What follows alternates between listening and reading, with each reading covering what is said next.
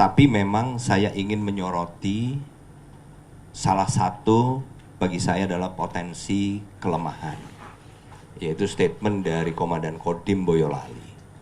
Inilah yang kemudian direspon oleh Mas Ganjar di video tadi, yang juga seingat saya juga direspon oleh Ketua DPC PDIP Boyolali, Mas Susutyo, yaitu adanya klaim yang ternyata klaim penyebab atau kronologi dari kejadian yang ternyata begitu dilihat dari videonya dan setelah ada penjelasan dari korban minimal dari 2 orang, yaitu Slamet Andono dengan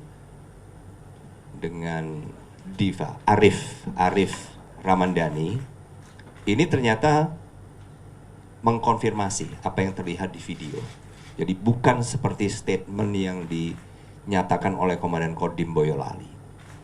Di statement itu antara lain dinyatakan salah satunya bahwa ini adalah kesalahpahaman antara 2 pihak. Padahal kan dari video yang beredar, dan video itu beredar lebih dulu dibandingkan dengan statement Komandan Kodim.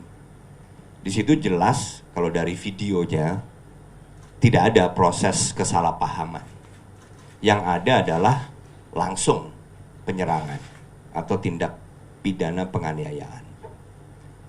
Kemudian dari keterangan saksi pun yang kemudian diucapkan ulang oleh Mas Ganjar dan diucapkan ulang oleh Ketua DPC PDIP Boyolali juga menyatakan hal yang sama.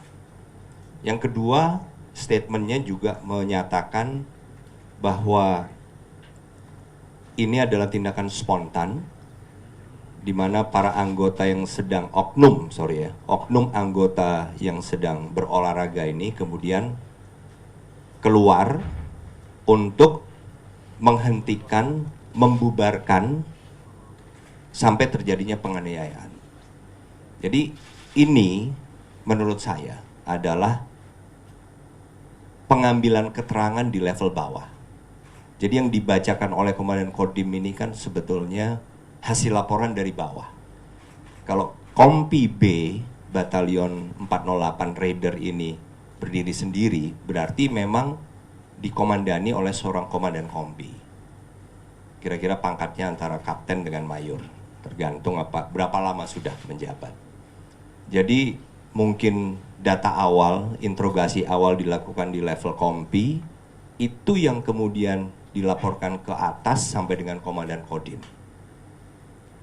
Jadi kapasitas dari Komandan Kodim pada saat mengumumkan sebetulnya kan bukan sebagai atasan dari yang melakukan tindak pidana, tetapi lebih sebagai atasan yang berhak menghukum.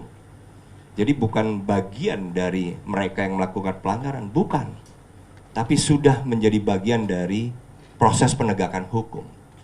Sehingga keterangan apapun yang diambil atau didengar dari terduga tersangka ini juga nggak boleh diambil mentah-mentah, sehingga nggak nyambung antara apa yang disampaikan sebagai kronologi bahwa akan menghentikan kemudian membubarkan, yang itu semua juga sama sekali bukan kewenangan seorang anggota TNI, sama sekali bukan. Jadi dari sini terlihat ada hal di mana atasan yang berhak menghukum yang kebetulan mengumumkan, tetapi kan yang diumumkan itu menjadi statementnya, bukan lagi menjadi statement para tersangka.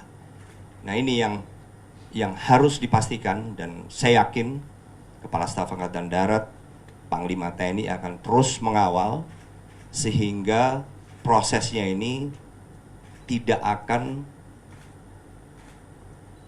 misalnya melenceng arahnya, tetapi benar-benar fokus pada kejadian sebenarnya dan sesuai dengan data-data dari saksi.